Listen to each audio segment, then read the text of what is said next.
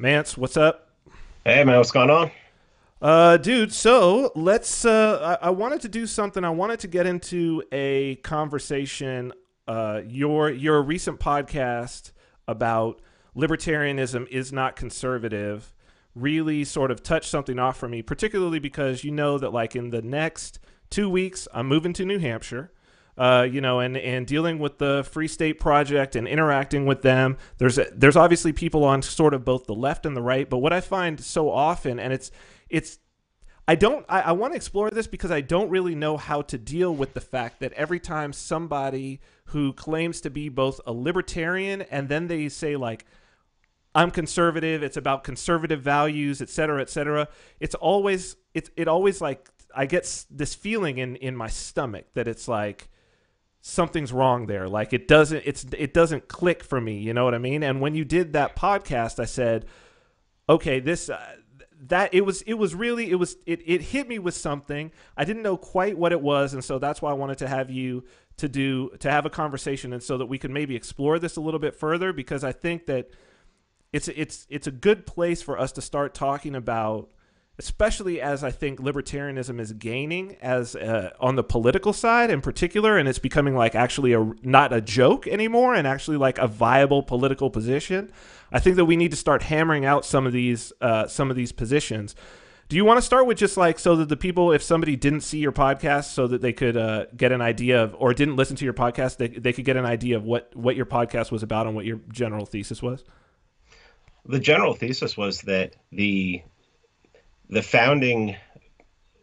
I was reading an article Rothbard wrote in 1965, and at the time he was actually hanging out with Maoists because they were they were some of the only ones at that time who were really speaking out against the war. You got to remember the anti-war movement didn't start for a couple of years after that.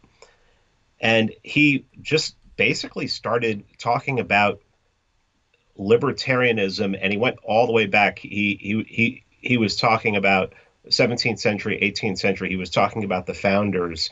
He was talking about where libertarianism came from, and he talked about that libertarians were radicals, that they didn't choose sides, because if any side that they picked was somebody who was looking backwards, somebody who was, you know, somebody who, I mean, honestly, can anyone in the 18th century say, oh, can say that they were hearkening back for better times? There was no Right, better. right. I mean, that's a modern, you thinking about, oh, how much better the past used to be. That's a modern phenomenon. I mean, nobody in the 17th century, nobody in the 18th century was like, oh, we just figured out how to clean a wound. Let's go back 100 years where we don't know how to clean a wound and people are dying from infections. Um, and not only that, the Enlightenment happened, and these what we call the founding fathers, they were very, not all of them, but the ones that we tend to know their name. Mm-hmm. A lot of the Pennsylvanians were Quakers, and they were very religious, hyper religious. Many of them were against the war. These were people who were, look at looking at the people who were speaking against the crown, Mm-hmm. speaking against authoritarian rule, speaking against feudalism. They were they were looking to a time when, I mean, and this doesn't discount the fact that they're writing these documents while many of them own slaves. Sure. I mean, they're I mean, they're it's almost a shame to me that we even have to like, that we constantly have to like bring that fact up. Like we get it, like every, you know what I yeah. mean? I feel that it's terrible that we have to justify. I mean, like what I always say on that front is, it's you can still be somebody who is not living by principle, but that doesn't mean that when you state a principle, that doesn't make the principle wrong. Like a thief can say, "Oh, stealing is wrong," and just because he goes and steals doesn't mean that the principle is incorrect. You know what I mean? So it's Right. and the without those principles, uh, we probably still would have slavery. That's another thing that people rarely bring up. yeah, just to give you an idea, the song "Amazing Grace." I cannot remember the name of the author of the song right now, but he was a slaver, and he actually wrote that song while they were loading slaves onto his ship. Oh shit. Yeah. So obviously, I don't think all these guys were evil. I just think that was the way it fucking was at that Right. time. I mean, Right. you know, and that's a perfect jumping off point for, you could say the same thing about conservatism. You know, that was good for that. Maybe it was good for a time, but we have to move past it now. Conservatives, they cling to the state. They love to say, and I think one of the reasons libertarians want to side with conservatives is because a lot of them used to be conservatives. And two is, if you're looking for allies, conservatism would be closer generally to libertarianism than leftism. Now, Well, so if so left, so hold on. So let's jump into that, right? So maybe go ahead. let's get some definitions. So, because Mhm. like I've been thinking about this a lot today, and I know that a lot of people at this and this is the point, right? That right now, with the current debates in the culture that are raging, particularly like I'm thinking particularly with the gun debate, right? That you've Right. got conservatives and libertarians who are allied on one side, let's say pro-gun. If we can say that, but let's tear that apart a little bit. Like let's deconstruct that. So they're pro-gun, but the why is different. Like the what Mhm. is the same, but the why is different. And I think it gets right to the core of what you're trying to say about conservatism. There's so many conservatives that are like, I should be able to have a gun because that's the tradition of this country and that's how it's always been done here and that's a part of being an American. Whereas libertarians are like, no, it's about the right to self-defense. It's about personal sovereignty, self-ownership, property rights, all of these things, and so you get to the same place, but the why is so significantly different that it's like it's really two different sides approaching the same issue. And I think that we can get very confused if we say, oh, because we happen to agree on the what, then that must mean that we're allied in some way politically. Where I mean, do you feel like that's an accurate representation? Yeah, but what I would add to it is that a lot of the people on the right want guns just because it triggers the left. Go A on, lot, go on. a lot of what the right does triggers the left. I mean, there are people on the right who say, "Oh, absolute right to free speech," because they know there are people on the left who want to curb free speech. But Mm, the right doesn't agree with free speech. right, Take a knee at a right, fucking right, right. football game Take a and see knee. what the Right, right right, does. right, right, right, right, right, right. Oh, Okay, that's not yes, free speech. You're disrespecting the troops. right. Well, maybe the troops are disrespecting the world by going over into Afghanistan and taking trophies. Which is the place where the libertarian is the traditional ally should be. I mean, not so much anymore, but that's where the libertarian is the traditional ally of the left, in terms of the anti-war left. Which when I was coming up, I mean, that's why I thought that I was on the left, was because I was anti-war. And that's Mhm. the only people who were being presented to me as being anti-war. But clearly, we could see that that's not the case. In the Obama era, it was clear that the left loves war just as much as the right. It's just that we hadn't really had it in this country. So, see, when I look at this, and I mean, even online when we're, and talking about this, that people bring up the idea that that property rights is conservative. But I don't agree with that, because I don't think that we have had a social order where there has been any semblance of real property rights, not like Enlightenment style principled property rights. I mean, we still have income tax, Yeah, we right? still I have mean, income that's a tax. We have claim property on owning tax. people. Yeah. Yeah, we have property tax. There's a tax on everything.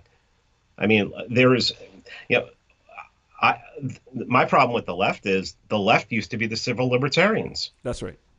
Now the left aren't civil libertarians. The right aren't clear. There's no way. I mean, they worship the troops. They worship the cops. I mean, cops can do no fucking wrong.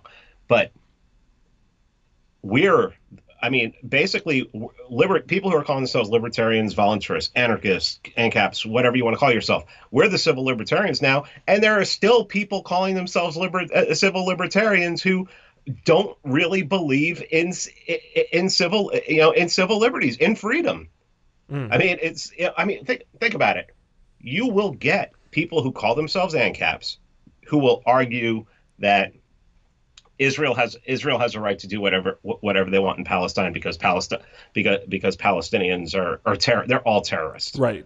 Sure. I mean, Yeah, absolutely. you're oversimplifying the fact. I mean, and you don't know the facts. You've never studied exactly, and just using that conflict as an example, you've never studied that conflict. You have no idea. You only know what the press has told you. Just like I released yesterday a podcast about the Pulse shooting and everything that came out, and nobody knew the truth of the Pulse shooting until this week when all the transcripts from the from the trial of the wife came out.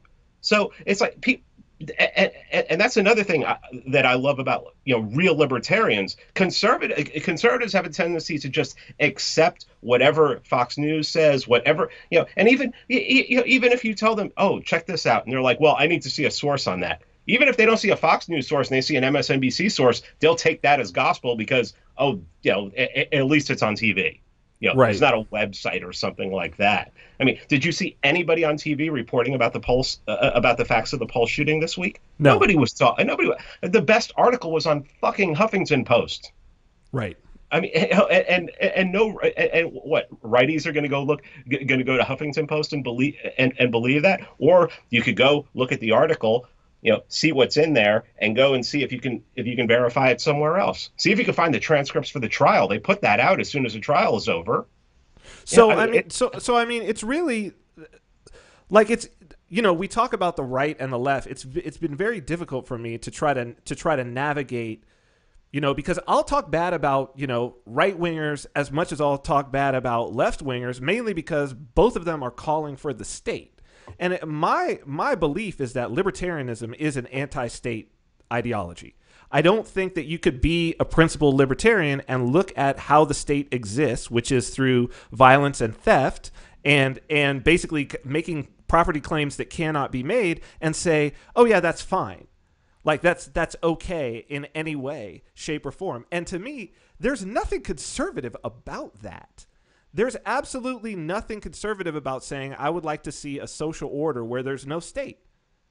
It's never been done. So how could something that's never been done be a conservative position? This is what I'm trying to understand. And how can you argue? How can you so vehemently argue against it when we already know that the state doesn't work? I mean, if you want to argue, if we come up with a theoretical society. Okay. And we say, okay, we're going to do this way. It's going to be based on private property rights. It's going to be, based on you don't bother me, I don't bother you. Mm-hmm. We'll have private, you can hire police if you want. You can protect yourself if you want.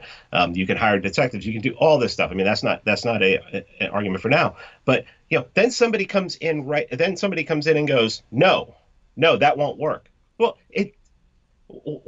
how can you say it doesn't work when what we're doing right now, it's like, oh, there'll be chaos. There's fucking chaos right now. Yeah, exactly. Cops are killed. I said 4 years ago, when, after the Michael Brown shooting, after Tamir Rice, everybody's like, basically white people that I knew had the attitude of, well, it's happening in the black community. It doesn't bother me. Well, let me tell you something. It doesn't only happen in the black community anymore. And I said That's right. 3 years ago. I said 3 years ago, it's going to start happening in the white community. And it's not going to, until it starts happening in white communities, nobody's going to ask for change. And I guess enough white people haven't been shot yet in order for white people to go, there's a gang of militarized thugs on the street. They have no mandate to protect us, and they don't show up 95 to 97% of the time. They don't show up in time to protect you. And you're arguing that you'd be the first one to argue for gun rights because you have to. I hear arguments from conservatives all the time. Well, you need to own a gun because cops only show up 5% of the time. Then why the fuck do we need them? Right. I mean, why are you having money stolen from you? It's like, it's like, I got to teach my daughter how to use a gun because, a restraining order is only a piece of paper. And what's the Constitution and laws? And what about that document that's supposed to restrict the right, restrict the government from infringing upon our rights? Well, that's Is that a that's piece of the paper? cognitive dissonance, right? That's the cognitive dissonance. What I find interesting, though, like to go back to the cop shooting and it only happening in the black community, but if you go onto the website and see the actual platform of like Movement for Black Lives, which Black Lives Matter is a part of, and you see they're not asking for police departments to be eliminated. They're not asking to end the institution. They're asking to give them control. They're saying community control, which means our leaders to have control of the guns of the state. And it's like, but that doesn't, you haven't changed anything at that point. No, like now, okay, shifted. now you have control. Now what, the gun's aimed at somebody else? Like where's the discussion of getting the gun out of the room? And I feel like that's really the discussion that's missing on the libertarian side in politics. And I'm not talking about necessarily the Adam Kokesh, let's go all the way and eliminate that. I think that's a good destination, right? Or a good orientation. I think that's a very hard destination to come by. But there's a whole lot of shit that libertarians can be actively doing in politics. And I've been talking about this a lot. Like, you can decriminalize shit. Like, we really, really can do that. You can get in and not add any more laws. You can try to enshrine people's rights to own firearms. You can enshrine their rights to be able to grow and consume plants. You can do all of these things, and these are real political platforms that can actually do something. But when it gets tied up in whatever the conservative view is, that what we need to do is preserve the state that conservatives want, then libertarianism just gets we're useless. We're useful idiots in that case. Yeah, I heard somebody, Dave Smith's the podcast he released yesterday. He was talking about an article that somebody had written about the Libertarian Moment, I think in the Atlantic. When is that? When is that supposed to take place? He was talking about like Ron Paul 2008 to 2013. Well, that was a moment. Yeah. Yeah, that was. I mean, a bunch of fucking 20-year-old kids standing up going, "End the Fed." Mm-hmm. I mean, who knew what the Fed? Who really understood what the Fed was before 2008? Right. Bankers. No, agreed, 100%. Good point. Austrian economists. Right. But and where was I going with that? Talking about the article. Well, go ahead. I'm sorry. He was talking about how basically people on the outside equate libertarianism and conservatives, just basically conservatives that want to legalize marijuana, conservatives that that's all libertarian is. Well, it's that's a Republican because there's that so smokes many weed, fucking right? people. Yeah, there's so many fucking people calling themselves a libertarian that are not what Lord Acton called, radicals. Right. I mean, I'm a radical. I mean, I am as well. I am for abolishment of everything. Right. Everything. Tear it all down. Metaphorically. Just decriminalize everything right now that's criminalized. And criminalize, and criminalize metaphorically everything that needs to be, like these politicians and what they do. Yeah, I mean, we're supposed. I want to stay on conservatives. I mean, I can go to the left, and I mean, I have a book coming out this week that's just going to be attacking the left. I mean, it's just going to be, the whole book is attacking the left. But you go after. I mean, you go after the right just as hard, though. Yeah, and that's the thing is they. And I think, I'm coming back to it. I think it's because so many libertarians came out of the right that they're just still stuck there. That they still feel an affinity towards it. They still feel like, oh, because I came out of the right, I can get this person to come out of the right. And sure, that's a great idea, but you can't endorse their ideas while you're doing it. There are some things, it's like you said about guns. I think that the reason conservatives want guns, one of the main reasons now in this day is because the left doesn't. It's just a cultural fight. It's a cultural fight that they can win because they can't win any other cultural fights. Because they have no culture whatsoever. There is But no it's a concern. reaction because it's a reaction at this point. And the left, certainly right now, the left are the ones crafting and creating the narrative completely. And which is why I feel like, if anything, that it's now, if there is a libertarian moment, I think that the libertarian moment is now. But what we need to be saying, which I've been trying to say, and you're clearly saying, when we talk about being radical, like coming from, the root of it all, is like, where's the principle? We're looking around, we're seeing everything fail, and no, the left are calling themselves progressives. It's not progressive what they're doing. It's that nothing that they are suggesting has not been done already in the 20th century. We've had full blast socialism.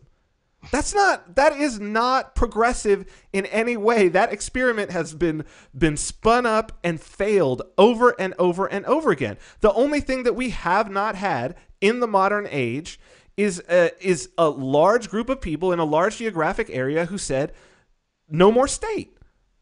That's the only thing we have not had. That's progress. To me, No more everything else rulers. is conservative. Yeah, no more rulers, no more central power. That doesn't mean we're not going to have rules, and that doesn't mean you're not going to be held responsible if you break them. But there's no more rulers, and I mean, I don't understand how people. I mean, even before I became very liberty minded, I understood that the state was an all powerful monster. I mean, I knew it, and you can talk to conservatives, and they know it too. They'll admit it, but they're not going to give up the military. They're not going to give up the police. They're not going to give up the war on drugs. They're not going to they're certainly not going to, metaphorically stand for somebody disrespecting the flag or disrespecting your patriot hymn. Right. I mean, which is basically all it is it's church. Right. It's church. It's a religion, and people, and that's the thing about the Enlightenment, about being a real liberal, about being an actual liberal, is that your church is leave me the fuck alone. Your church is I'm going to do what I want to do, and I'm going to try to make what I do as beneficial for the most people possible, so that I can benefit from it monetarily. Isn't that supposed to be, at least when I signed up for the left when I was younger, right? And this is the reason why I left it, is because I thought that was the idea. Like, I thought that the idea was to let people do as they were going to do with their bodies and with their lives, and that it wasn't based on what sort of class you were in or what your race was or what your gender was or whatever. And yet that's not like there is and I can easily see why right now libertarians are having a very difficult time with the left, right? And why there is some alignment with conservatives, but I don't see the conservative path as even, it's just not even close. Like, when you really actually look at policies being, first off, there's policies being presented. Like, on either side, you've got conservatives who are like, well, there should be able to be a prayer in school. And I'm like, fine, there should be able to be prayer in school, but there shouldn't be public school. Yeah. You want prayer in school? Go ahead. There's been religious schools. I have no problem with you having prayer in school. We had prayer in school when I was in high school. I went to Catholic school. That's what I'm saying. Yeah. Like, but freedom of religion is not a conservative. It's not a conservative view. You go to conservative societies, there's no freedom of religion. There's still a state religion in England. There's state religions all over the Middle East. There's state religions in all the Eastern Orthodox countries. That's conservatism. Yeah, but that's not libertarianism at all. And not to mention, if you talk to some conservatives, they will tell you that we have a state religion, that we're a Christian country. Right. Which made the culture. I'm not going to deny that the culture is heavily influenced by Christianity, all of Western cultures. But that's not to say that should be forced on anybody, right? That's a basic libertarian tenet. No, and and I'll go back to a point that I kept making over and over again on the podcast is the the conservative thing, just in the name conservative, you're constantly looking back, wanting something, wanting a golden age that didn't exist. I'm sorry, it didn't exist. Okay, sure. At one time, you could get a job with a company, work for 40 years, and you can get a gold. You could retire and get a gold watch. Right. So, what? That's gone. Right. Is that what you want? Is that the pinnacle of life? Is that what you want? I mean, do you want that to come back so that that can be the future? I mean, The picket fence, the move, white picket fence, 2.5 kids, you know? Yeah, and the whole thing is, culturally, and especially, Lord Acton talked about how we always had to be, the only way that you would look back is for morality, for basic morality, because basic morality never changes. Don't steal, don't kill, don't. He was he was a Catholic. He was one of the smartest men in Britain at his time, and he couldn't go to Cambridge because he was a Catholic. And he ended up going to school in Germany, and then when he came back and he became so popular. As a politician and talking about history and everything, then Cambridge made him a professor. I'd have been like, "Fuck you, man!" I'd have been like, "Fuck you! I'm not gonna. Screw you. If you wouldn't have me then, you're not gonna have me now." But that's conservatism, right? Yeah, that's conservatism. The conservatism is the crown. Is I need someone. Conservatism is I believe in free markets, but we need tariffs and we need to have a trade war. Because it's just not fair. Well, but free markets is free from government. I think that I don't even understand where this whole where free market plus government, how that even works. That's like a free person plus chains. But they're gold chains, and it's a pretty long chain, but you're free though. You're completely free, but you're chained and muzzled. So check this shit out, okay? When all this tariff stuff was first coming up, and Trump was getting ready to fire Gary Cohn because Gary Cohn was a free marketer. Okay, sure. I'm sure he believed in total deregulation of that sector. I woke up, I was meditating, and while I was meditating, a thought came to me. As soon as I finished, I tweeted it out. It said, "Watch. We're anti-tariff right now. Anybody who's anti-tariff is going to be called a globalist soon." 2 hours and 37 minutes later, I was accused of being a globalist because I was against tariffs. How on earth does that even work? Like a globalist? I just knew it was coming because of the alt-right. I mean, and check this shit out. When Trump fired Gary Cohn, if you would have went to Breitbart's website, they had these things up where it said no, the words all over the website. It said no more, and there was a globe saying goodbye to Gary Cohn. They were calling Gary Cohn a globalist because he was a quote unquote free trader, which he really wasn't. He was just against tariffs. I'm sure people like him are the biggest crony capitalists on the planet, just like Kudlow is now, who's in there doing the same job. Yeah, free trade is so far from a conservative. We've never had free trade. Well, no, I take that back. We did. There was free trade 10,000 years ago. If you want to talk about completely free trade, there was free trade 10,000 years ago, and at pockets where the state has not. When the state has not been able to exercise control, but there's never been an order. There's never been a free trade order. It's been de facto free trade. It's never been there's free trade because we've decided that that's the correct way to go. You had a really good example of free trade from the 1300s to the early 1600s in the Hanseatic League in Upper Bavaria. Went through the Baltic Sea. It wasn't anarchy by any means, but it was a lot of trade guilds, and there was no tariff. I mean, it was there. Really, if you go back and you look at it, I haven't studied it as much as I want to, but I've studied it enough to know that if we could just do what they were doing, use that as a model, things would be a lot easier. Well, but the state naturally, I mean, that's for look, evolution is conservative, right? And it's like the state naturally is not going to stay out of trade because stealing from those who are trading is the stock in trade, pun intended, of the state itself. Like the state, this is why I'm saying that, like, if we're going to talk about what is progressive, what is future looking, it's clearly libertarianism, where libertarians are actually stepping in and saying, okay, we're going to draw borders around. I mean, I look at something like, I look at both Nevada and New Hampshire and now Wyoming that's combined the two and basically like roping off cryptocurrency. Nevada saying cities and counties, if a business is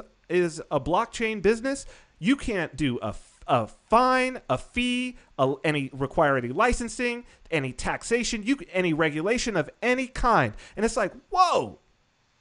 Well, that's the only way you're able to. That's the only way you're able to sell your vodka through mail order, right? Through crypto, the way that the crypto moves. I mean, that's a little bit different. I mean, that's not necessarily with the blockchain. That's more with the craft distillery law. But it's in some ways it's the same thing. It's to say that, like, there is a libertarian. I guess what I'm trying to say is, like, there is a libertarian political path. That libertarian political path is neither left nor right. Libertarian political path is like, one, we just decriminalize shit. If there's no victim, we actually take it off the books, right? Like the word marijuana doesn't even exist in the criminal code because the word spinach doesn't even exist. Like, that's decriminalization. And then the second thing is to be like, we're going to exempt. So like in New Hampshire, if you're doing cryptocurrency trading, you're exempt from money transfer and money service business laws in New Hampshire. It just says exempt. You're just exempt. And it's like, we can actually do that. That's neither left nor right. Like, that's not a left-wing position. That's not a right-wing position. That's looking forward. That's the future. That's radical. That's radical. That's when a conservative or when a hardcore conservative or a hardcore liberal hears that boils their blood, because there's no control. Because the people that they want to have control over their lives, that they want to keep them that they want to be the people they want to keep them safe from the monsters of the world, these scary monsters. That scares them. It scares them that somebody might be able to do business unregulated with this unbacked currency. Right. It's like, like Peter Schiff calls it. I love Peter Schiff to death. The guy taught me so much, but his attitude on cryptocurrency, he doesn't, he just basically, because so many people see it as because so many people have been using it as a store of value. Right. That's the only way he sees it. Right. So that's the only way he can comment on it. Well, and he's a gold guy, so he's naturally in that vein as well. And he's a gold bug. Yeah. So it's I get it. Yeah. Not everybody's going to be 100%. It's just, to me, that, like, looking and sure, this is a new technology, but I think that it should wake everybody up to being like, no, there is absolutely no reason why we can't start enshrining these things and drawing these circles, and the state telling itself. And I think that's like, so if we're going to get to, for me, like, of course the Constitution is just a piece of paper, and we can see that the state itself shits all over it. But for the people, from a philosophical standpoint, I could give a shit about the Constitution except for the Bill of Rights. And just from a standpoint of, like, what wasn't conservative, as you're saying, like the founding fathers not being conservative, for people to be establishing a government and to write into the charter of the government, here are all the things that the government cannot do under any circumstances. To me, that's where libertarians have to stand. Like, that's what we have to be using as sort of our metric, and that's not conservative at all, because it's tearing down tradition. There are laws that have been on the books in the United States for 200 years. In New York, it's illegal to shoot a squirrel from a streetcar, and that's still on the books. It's still on the books. Yeah, it's I mean, we're a country of laws. I mean, it's a society of laws. You know, and the funniest thing is the conservative will make the argument that you can't have gun law. You know, gun laws don't work because criminals don't follow the law. Yet you got to have the law. You got. I mean, Right. yes, you Right. have to have. Yeah, you have to be able to punish people who commit crimes. But you know, theft. If somebody steals something from you and you catch them, would you rather send them to jail or would you rather have them make restitution? Well, clearly, sending them to jail does nothing for me. Yeah, And I as a mean, matter of fact, it costs society. yeah, and you know, and it's like these libertarians now who are pro border because they've concocted this argument that because they're net Yeah, I don't taxpayers. even understand that next The net Yeah, taxpayer yeah. shit. And unfortunately, Rothbard at the end of his life started coming up with this, and I don't know why it is when people get older they lose their shit and they can't. I want to be more radical 15, 20 years from now. Well, I want to be you've got a lot less to lose. You got a you know, lot less yeah, to lose, really. You yeah, know, yeah. But you it's know, I'm, go ahead. yeah. I do think that this is a very important point that there is not room at there is if we want to move forward principled, there is not room for the tradition of the state. There's plenty of room for people's own personal preferences in terms of tradition. As a matter of fact, we want to allow everybody to embrace and to exercise and manifest their own personal preferences so long as it's not hurting anybody else.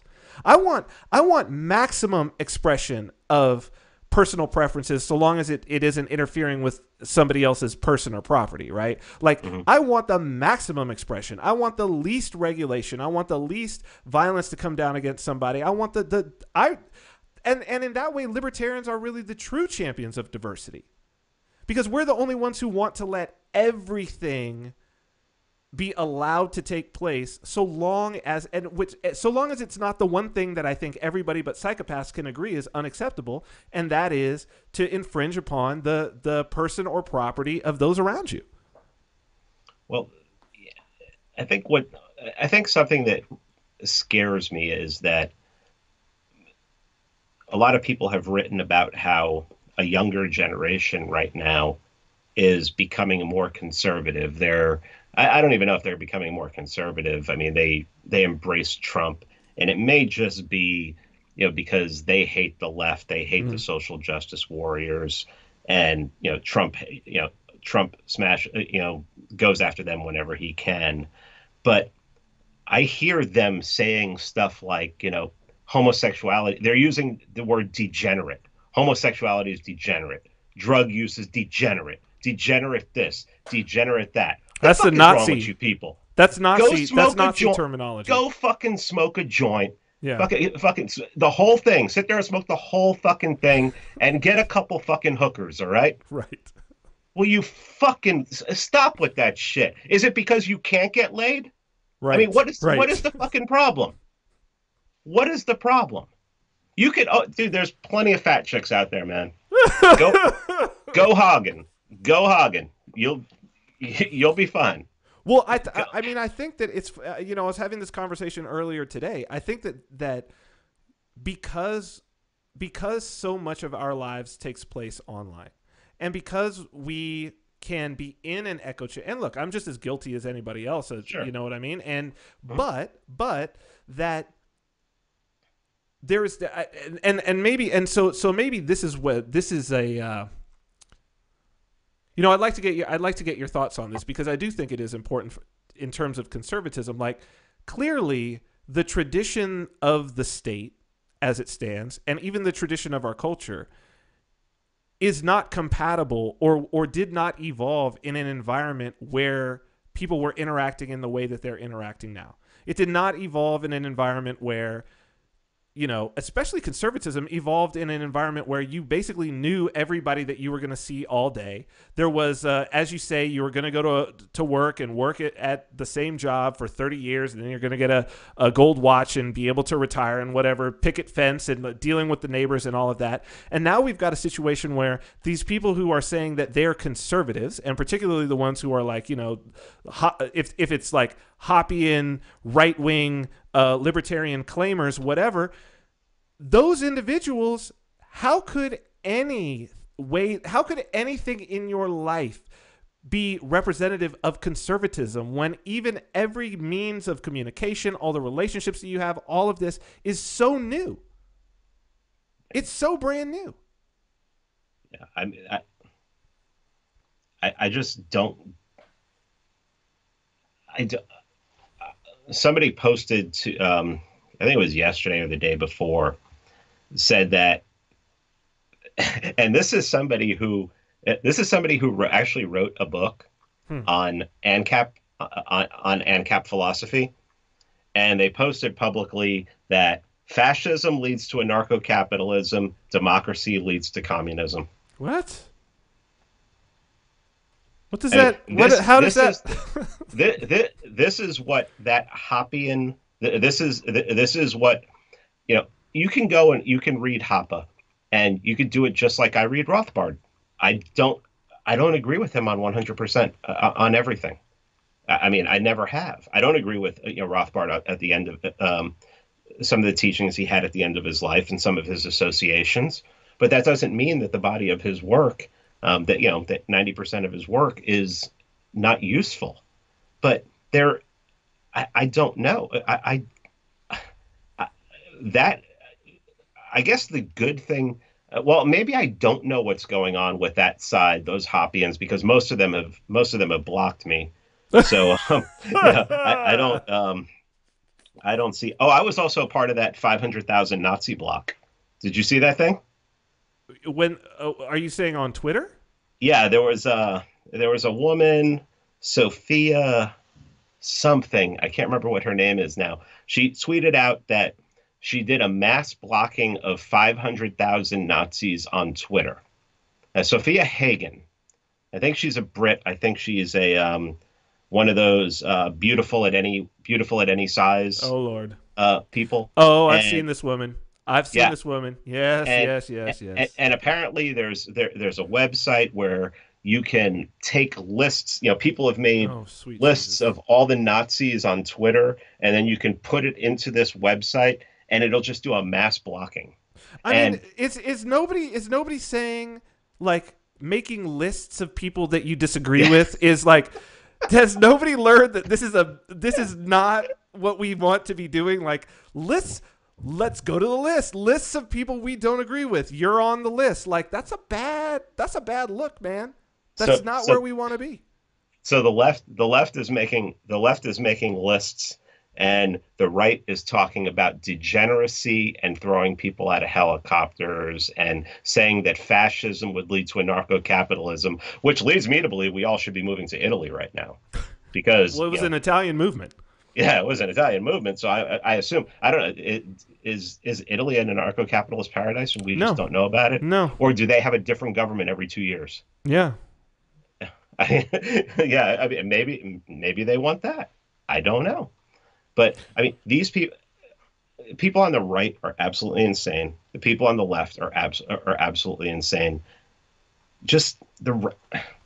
So what? So my concern, like, from on a practical note, like, I personally feel more in, I guess because I was raised in Southern California, you know what I mean? It's like in terms of just sort of my own affinity, I feel like I have a closer affinity to people on the left, right? Like, I feel more at home, honestly, as at home in San Francisco as I feel more at home in San Francisco than I feel in Biloxi, Mississippi. You know what I'm saying? Like, yeah. Or even than I do in Nashville, Tennessee, to be honest, So it's like, I know that that's my own temperament and the way that I grew up and whatnot. But I think that we as libertarians, like, I think if there is a moment, this is the moment right now. Like, and we do actually have a chance with so many things, with the whole marriage equality thing, with marijuana becoming legalized, with us to be able to start to have these discussions. But yet my concern is that allying with conservatives at this very moment, particularly because there's things like guns, that allying with conservatives is expedient, but it's a very, very bad move. Just like allying with the left, if we ever get an anti-war left, which we may very well, if a hot war that breaks out that's significant and Trump's in office, we may get an anti-war left. And I feel like libertarians allying with an anti-war left at this point in time is going to be a bad look too. Yeah. I mean,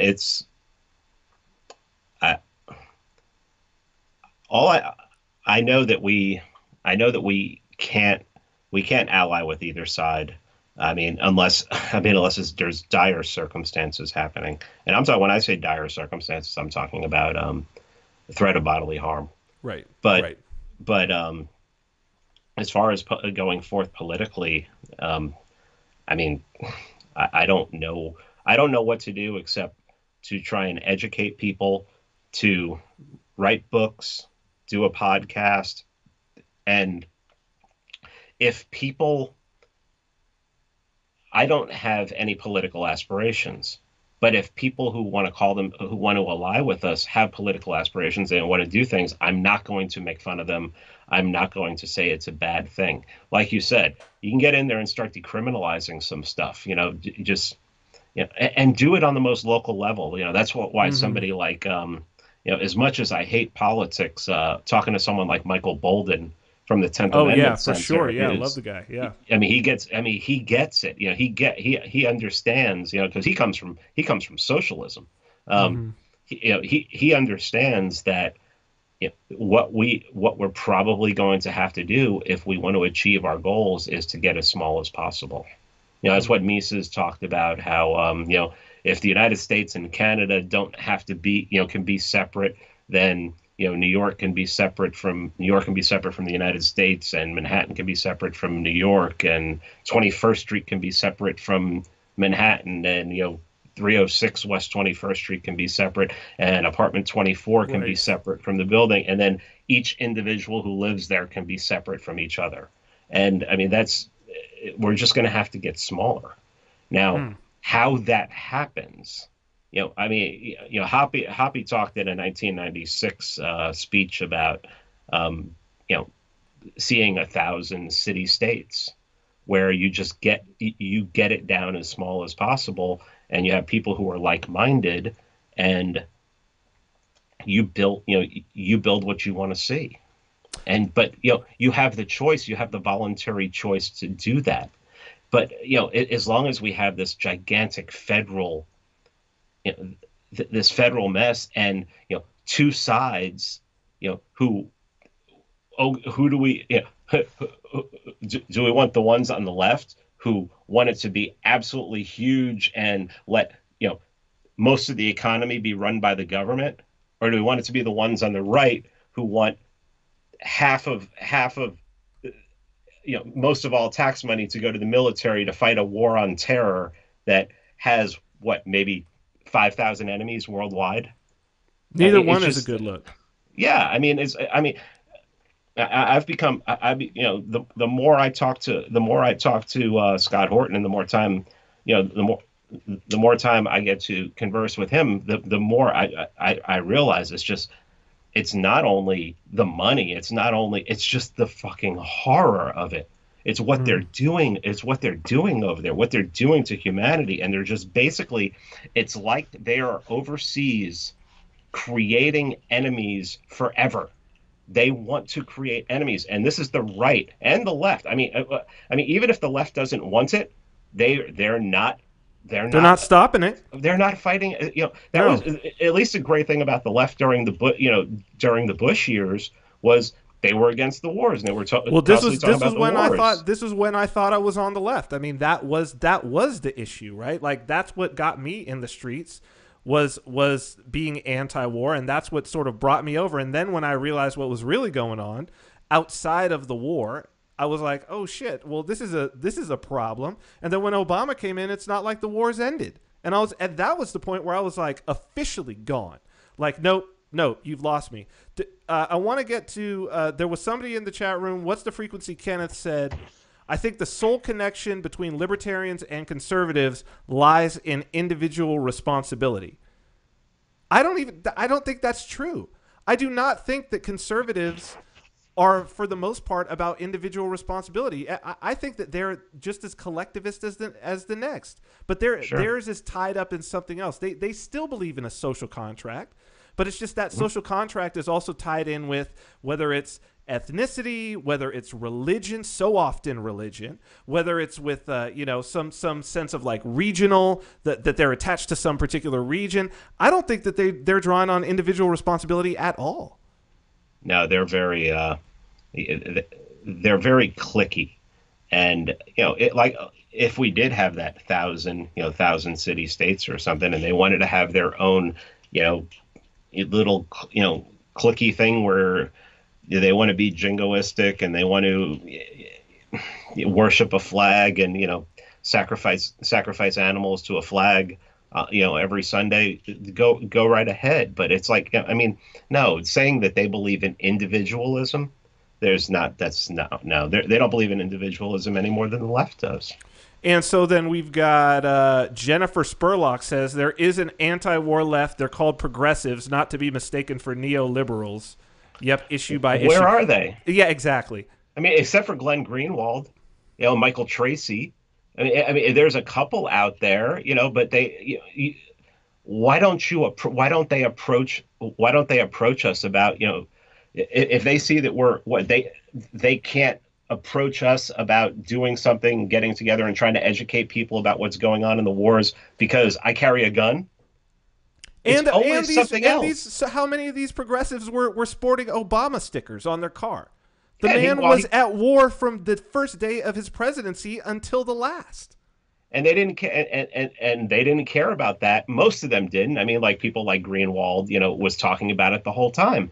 But there were so few. I mean, it was just like, well, I mean, as long as he's dropping bombs over there, well, the armies aren't over there, and I mean, and of course they don't care about taxes, so they don't care, where. They don't care how much money is going to that. The vast majority of the money is always going to the war machine. It's not like that changes when it's left or right. It's always the war machine. Yeah, someone said today, someone responded, I forget what I had posted, but they were like, well, it's the welfare, basically talking about, people on welfare and people on public assistance and everything. And I said, yeah, the military industrial complex is horrible. Exactly. That's the big.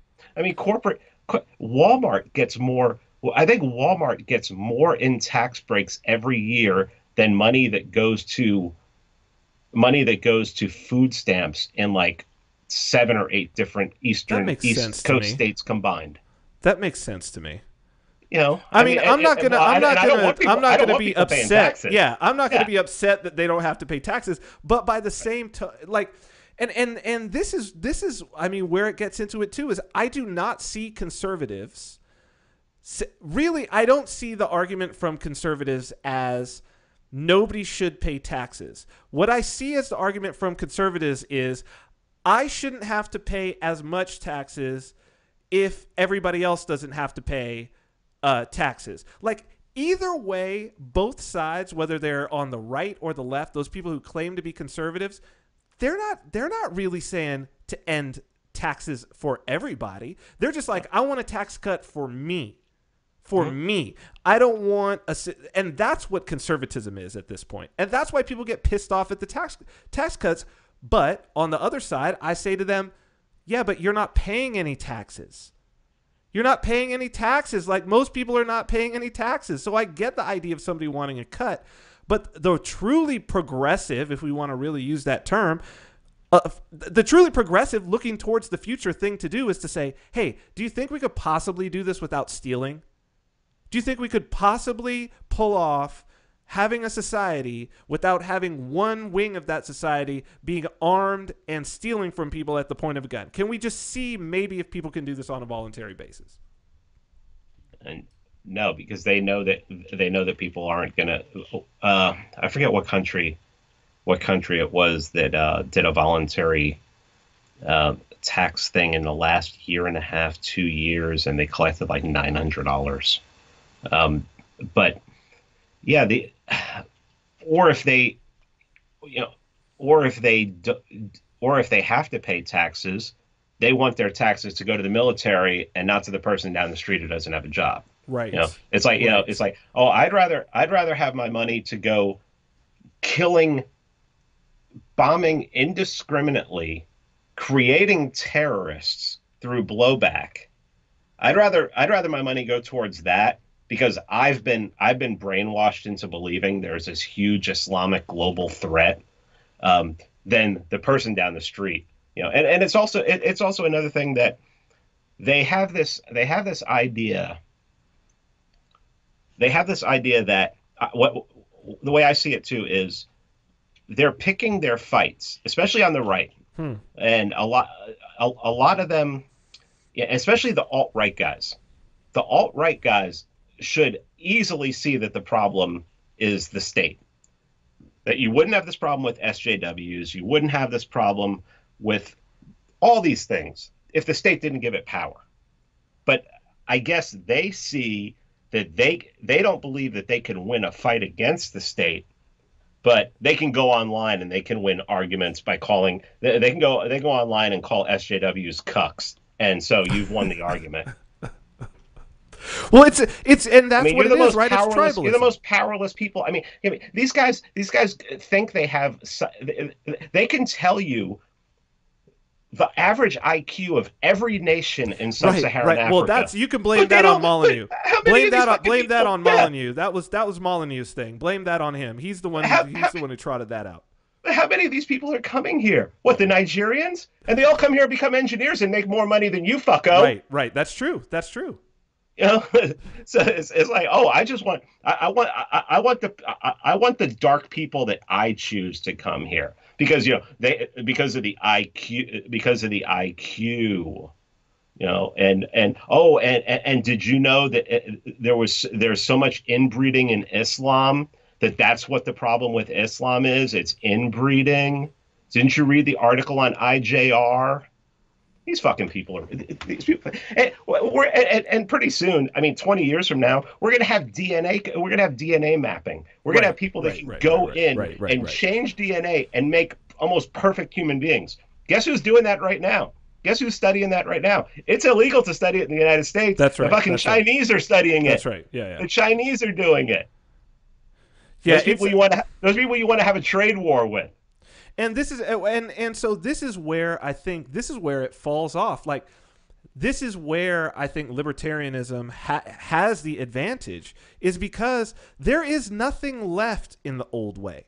Like, there is nothing. Well, so this is so. I mean, let's unpack this, and then maybe we can do some things from the chat room, and then wrap it up. But I think that in terms of looking forward, for us to say, so we're radicals, it's from the root, what are those things that we need to carry forward into the future as principles? I think that's the most important place that maybe we can connect with the left and the right, because it's clear, certainly on the war front, certainly on the property rights front. I mean, where do you think it's, because it's not connecting, like this I feel like libertarians can step out anti-war. I don't hear, except for you and a few other people, like, I don't hear that. I'm going and I'm speaking at Libertarian Party events and whatnot. I hear war talked about fuck all. You know what I mean? Like, it's just fuck all. They could give a shit. And I do feel like that's actually for libertarians and libertarian politicians, that's perhaps their strongest jumping off point, because it's the clearest example of the state failing. Well, because you can always, if somebody's a right winger, you can always come at it from the money standpoint. If they consider themselves fiscally responsible. Tom Woods has said that he's had way more success turning people on the right anti-war than he has people on the left. And I think he comes from, I think, he probably, I don't know how much he comes from the moral argument on that, but, just how much we're spending um, and even more is just read. I think I wish everyone could read Scott Horton's book Fool's Errand to understand that the majority of these these Muslim terrorists, even the ones doing suicide bombing, are not religious. They're not. They're horn dogs. They whore. They do coke. They party. It's this war is this war is being waged to be continual, and it's so that there can be just this gigantic transfer of wealth from money that's stolen from us and given to people who make the bombs, make the planes, do provide security. It's just So in the chat room we've got a woman, Heidi Bailey, who said what she would really like to know is, and I think this is fair, and maybe we can end it out here. She said, "I'd rather hear about how a libertarian world would be a better one to live in." And I think we are talking about that, but I think that perhaps it is something that we do take for granted from time to time. Is that so for me, I mean, this is how I would answer this to her, because I do think that it is an important question. Like, if we're moving forward, like, what does it look like when you start to remove the state? What does it look like when you start to respect property rights? Because, and this is where people are scared. And I'm not talking about like who'll build the roads. I think really people are scared to be free. They don't know what it looks like to actually have the freedom to decide. So for instance, what does it look like? It looks like those problems that appear to be problems now, everybody who wants to solve them is going to get to take a crack at it. Everyone who wants to start a business and just fucking do it is going to do it. Everybody who wants to participate in some activity and wants to just try it out is going to get to do it. And people are going to be able to do things that they truly love. I think most people, for me at least, so I'll talk from my end and then you could say from your end. I think the thing that changes the most, particularly when we talk about a free market, is it's about opportunity cost. We have no idea right now how good our lives could be right now, but they are not, because people who would be starting businesses that provided services and goods to people can't afford to do it because it costs thousands of dollars in regulation and business licensing and getting all that shit together before you can actually do something that might cost nothing. This is the opportunity cost. These are all the people who would otherwise be doing something truly productive, who are having to take some 9-to-5 job that they don't really enjoy doing. And because of the fact that they don't enjoy doing it, they're walking around and spreading that to the rest of the world. Like, when I look at what a free market means, when I look at how the world is different, it's that problems that need to be solved are being solved faster by people who truly enjoy solving them. And we can't even imagine how good that looks. That's, if I have to answer that question, that's where I'm coming from. Well, I'll try and go a little more practical. I'll try and go, I don't know if I want to say a little more practical, but that's fine. I think that's fine. You talked about fear. People have this fear. People need to understand, and I think I mentioned this in the podcast that we're referencing here, that Dave Smith said that if you study it in the West right now, the overwhelming majority of people live by the non-aggression principle. That's right. And the people that don't they're outliers. They're violent people. They need to be taken care of. But the problem is that includes politicians and the people and the police who are ruling over us. So if you were able to keep all your money and you had, private security services that would, be able to take care of your neighborhood, and you would have to, maybe you would have to become self-sufficient. Maybe you would have to become self-sufficient. When I first became a libertarian, Um, I had no thought of anarchy, and I was talking to a libertarian. I was talking to a libertarian leader, quote unquote, political leader about it, and he said that if the state was to disappear, we might have some growing pains for about 6 months. He said there might be some violence. He said, but there are more good guys than bad guys, and if there's no one to take care, if there's no police to protect, which they don't protect anyway, Right. that people will become self-sufficient in doing that, and things will level themselves out. It's not like the water treatment plants are going to disappear. The people who work in the water treatment plants it's going to be in their best interest to go to work in the morning if they want clean water. The same thing with people who work at power plants. It's we we tend to believe that if and this is the problem with left and right, if the state is not there, everything is going to descend into chaos. Everything looks like chaos to me right now. I mean, not everything, but I mean, whenever I look at the news, half of the chaos I see is instigated by the state.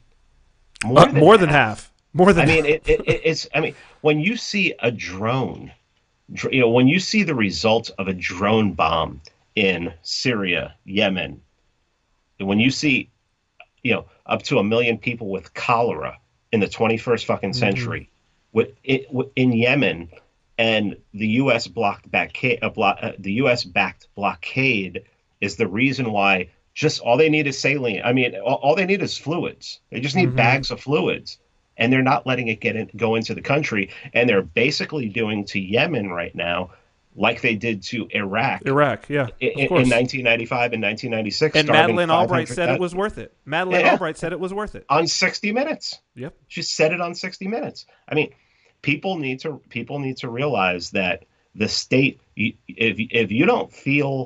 If you don't feel safe right now because you're scared of Islamic terrorism, there's a reason, and the Islamic leaders have told you over and over again. It's the government. It's this government's policy for decades. Osama bin Laden said it in a letter in 1996, and I don't think the word jihad showed up in there once. So what would it look like? I mean, I think it would look like people helping people, but expecting people being able to create things they're not allowed to create now. People being able to experiment with things they're not allowed to. I think that if there was no state, we'd probably have a cure for cancer. We'd probably have a straight up cure for cancer. Where we're going to inject this into you. I agree with that. 100%. I mean, there's no reason, and it would probably be cannabis based, but and the government holds a patent on cannabis and says that it does all these different things, but then they deny that it does it.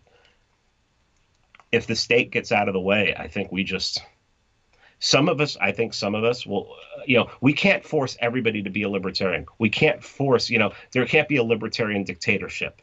Right. There are some people who are still going to want a government.